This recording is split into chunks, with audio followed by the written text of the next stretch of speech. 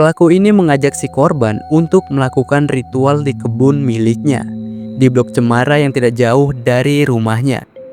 Ia ini ke sana bersama korban dengan menggunakan kendaraan si korban. Setelah tiba di lokasi, si korban ini diminta untuk meminum minuman yang dibawa oleh si korban. Halo semuanya, kembali lagi bersama saya di Angka Dunia. Hari ini kita kembali lagi membahas kisah-kisah nyata yang pernah terjadi di dunia.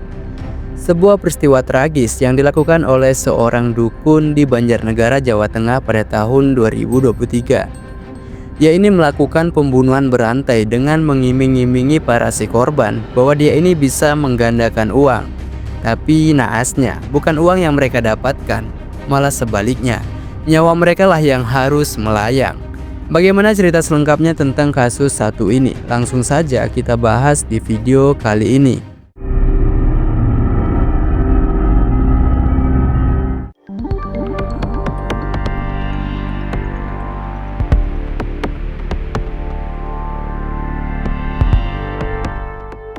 Slamet Tohari atau dikenal sebagai Mbah Slamet yang lahir pada tahun 1978. Mbah Slamet ini tinggal di Desa Balun, Kecamatan Wanayasa, Kabupaten Banjarnegara, Jawa Tengah. Nah, dia ini memiliki seorang istri yang bernama Seneh, di mana mereka berdua ini digenapi 2 orang anak. Nah, ternyata istrinya ini tidak tahu secara jelas apa sebenarnya pekerjaan dari si Slamet ini. Yang ia tahu bahwa si Slamet ini bekerja di lapangan atau jalanan seperti pekerja serabutan. Tetapi Mbah Slamet ini sudah dikenal sebagai orang pintar di daerahnya. Nah, walaupun Mbah Slamet ini dikenal sebagai orang pintar, tetapi Mbah Slamet tidak pernah membuat onar di daerahnya, sehingga dia ini dikenal sebagai orang baik seperti warga lainnya. Namun, tak banyak warga di sana yang tahu keseharian dari Mbah Slamet ini.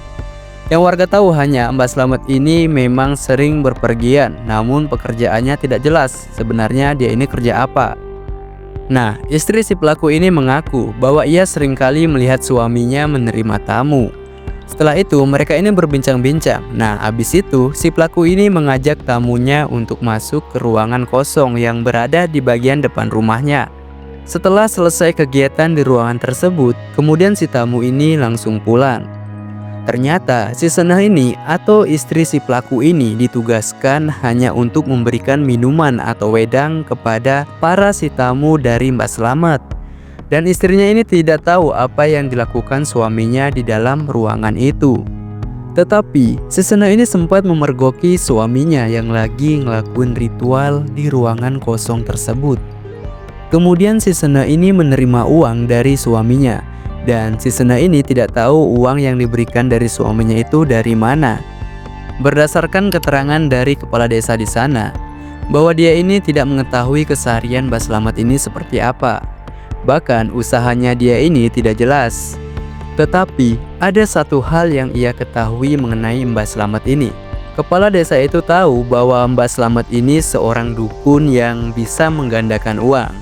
Dia pun taunya dari salah satu keluarga korban yang berasal dari Palembang, di mana waktu itu keluarga si korban ini sempat menemui kepala desa tersebut untuk menanyakan Mbah Slamet ini, karena keluarga si korban ini ingin menemuinya. Nah, disinilah keluarga si korban ini langsung membeberkan semuanya.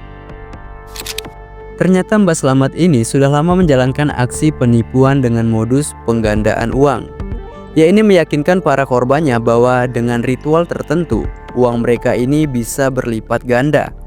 Tapi dalam ritual itu ada syarat tertentu, di mana si korban ini harus menyerahkan sejumlah uang sebagai media ritual dan mengikuti proses yang dilakukan oleh Mbah Slamet. Dalam pengakuan dari Mbah Slamet sendiri, bahwa dia ini memulai aksinya pada tahun 2020.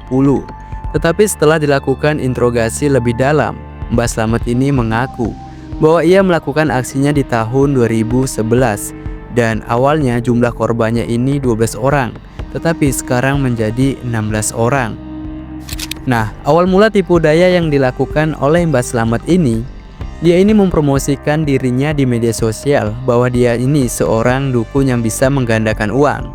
Dia ini tidak sendirian, ternyata Mbah Slamet ini dibantu oleh tangan kanannya yang berinisial BS. di mana BS ini yang mempromosikan Mbak Slamet di media sosialnya. Nah, dalam postingan itu, tentunya si BS ini mengatakan dengan yakin kalau si Mbak Slamet ini benar-benar sakti.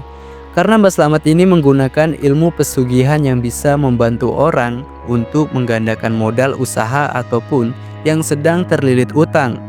Tentunya bagi orang-orang yang sedang terlilit hutang dan ingin mendapatkan uang dengan mudah, otomatis banyak yang tertarik. Setelah usai membuat postingan itu, nah si BS ini langsung menyusun jadwal para si korban yang berhasil kena tipu daya.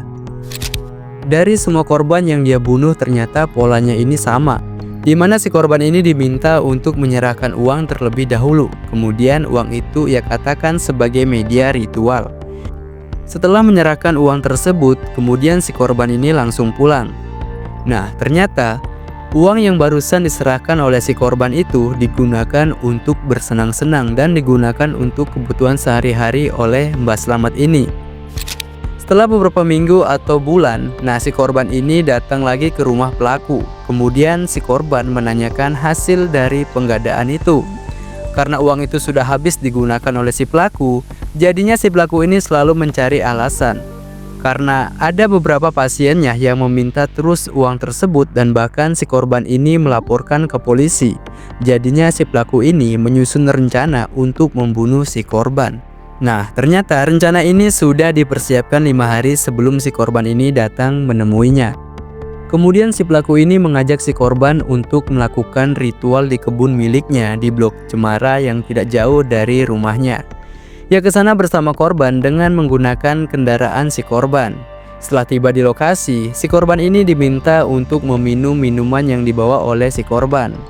Tentunya si korban ini langsung meminumnya karena si pelaku ini bilang kalau itu merupakan salah satu ritual untuk menggandakan uangnya.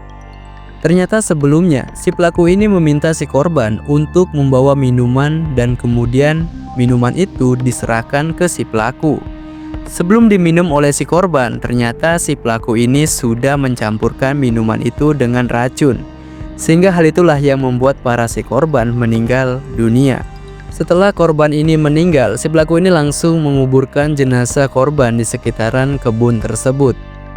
Dalam melakukan aksinya tersebut, ternyata si pelaku ini melakukannya sendirian tanpa bantuan orang lain termasuk asistennya.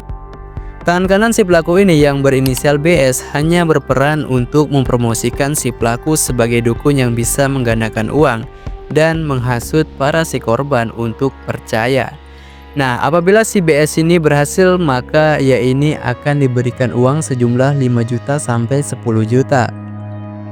Sebelum membunuh para korban, ternyata si pelaku ini sudah menguji coba racun yang ia beli dan ia mencobanya di beberapa hewan. Kemudian ia ini melihat reaksi dari racun tersebut. Apakah racun itu ampuh untuk menghabiskan nyawa seseorang? Setelah yakin bahwa racun itu ampuh, kemudian si pelaku ini langsung mencampurkan racun itu ke minuman para si korban yang dibawa sendiri oleh korban. Kasus ini mulai terungkap berawal dari laporan anak si korban yaitu GE ke Polres Banjarnegara tanggal 27 Maret 2023. Dalam laporannya, si GE ini mengaku bahwa ia pernah diajak ayahnya yaitu PO yang berusia 53 tahun untuk menemui seseorang di Banjarnegara pada bulan Juli 2022. Nah, maksud kedatangan PO ini ke rumah Mbak Slamet yaitu untuk menggandakan uangnya.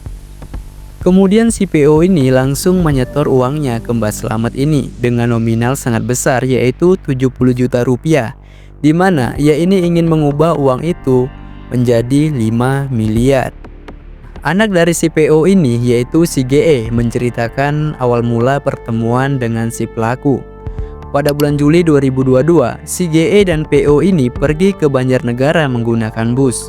Kemudian mereka berdua ini menemui Mbak Slamet di Desa Banun.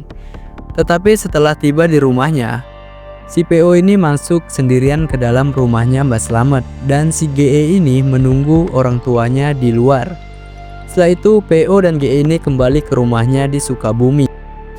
Singkat cerita, pada tanggal 20 Maret 2023, si PO ini kembali lagi ke rumah Mbak Slamet dengan tujuan meminta hasil uang yang dijanjikan oleh si Mbak Slamet ini. Tetapi kali ini si PO pergi sendirian dari Sukabumi dan tidak ditemani oleh anaknya lagi, yaitu GE.